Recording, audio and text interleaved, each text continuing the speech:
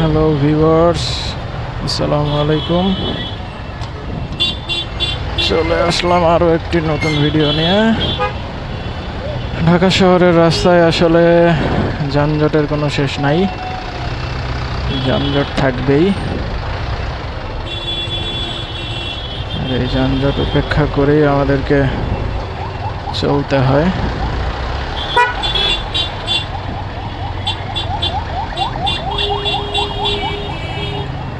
আমি আছি এই মুহূর্তে চাংখারপুল হানি ফ্লাইওভারে উঠব।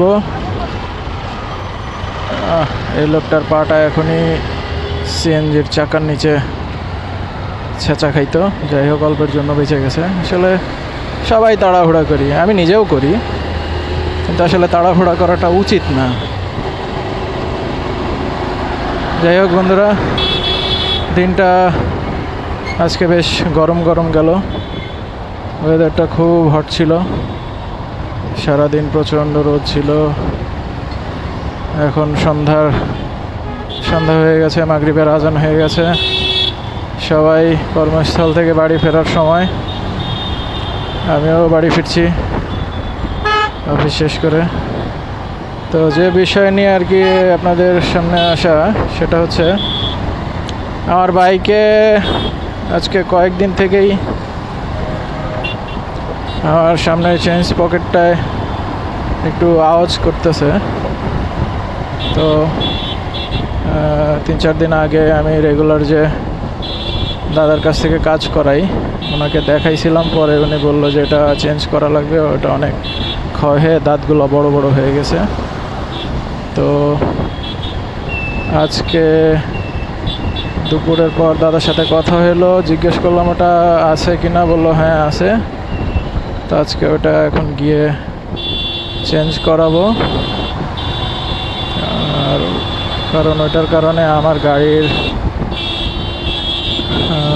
আরপিএম মানে টান কমে গেছে, স্পিড আপ হইতেছে না, গাড়িতে আওয়াজ হইতেছে বেশি।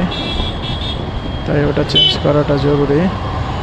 দেখেন, এই লোকটা চাইতেছে বের হয়ে যাবে, আর এই মাইক্রোবাসওয়ালা চাইতেছে যে না, তাকে প্রাইভেট কারওয়ালা চাইতেছে যে তাকে বের হইতে দিবে না।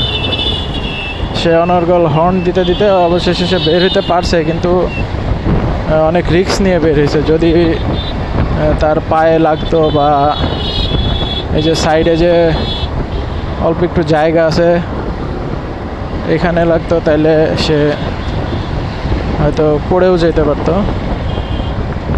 তো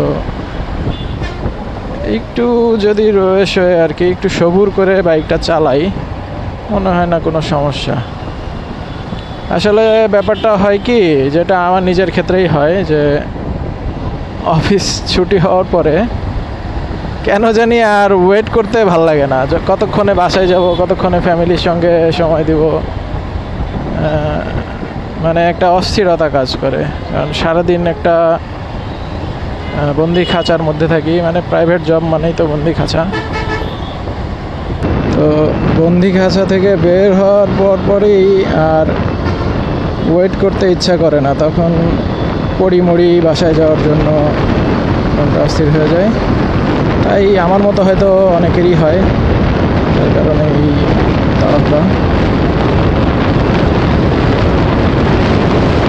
এখন আছি এই মুহূর্তে যাত্রাবাড়ি ফ্লাইওভারের উপরে। জায়গাটা হচ্ছে রাজধানী সুপার মার্কেটের কাছাকাছি। না, রাজধানী সুপার মার্কেটই, এই যে বাম সাইডে রাজধানী সুপার মার্কেট। টোল প্লাজার পরে অনেকটা রাস্তা এসে পড়েছি। যাত্রাবাড়ি টোল প্লাজা থেকে সাইনবোর্ড পার হয়ে আসছি। মাঝখানে অনেকটা সময় আমি ভিডিও শ্যুট করেছি ক্যামেরা অন না করেই। অনেক বকবক করছি, কিন্তু আসলে রেকর্ড হয়নি।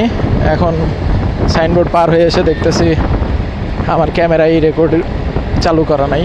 যাই হোক, খেয়াল করিনি, বুঝতে পারিনি। তো শোনার পর ইউটার্ন নিতে হবে। আমার ভিউয়ার্সদের উদ্দেশ্য করে বলবো যে আমি ভিডিওতে যে সমস্ত টপিক নিয়ে আলোচনা করতেছি আপনারা কমেন্ট করবেন বেশি বেশি।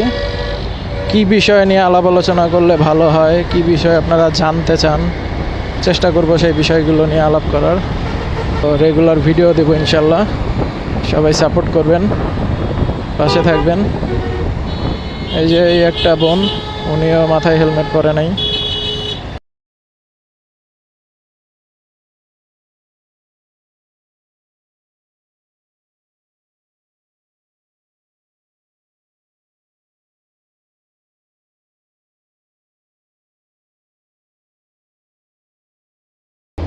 ঠিক আছে, আল্লাহ হাফেজ।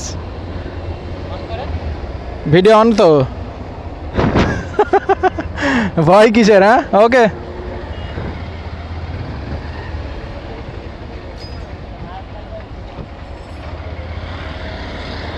হ্যাঁ, কাজ শেষ করে বের হয়ে পড়ছি।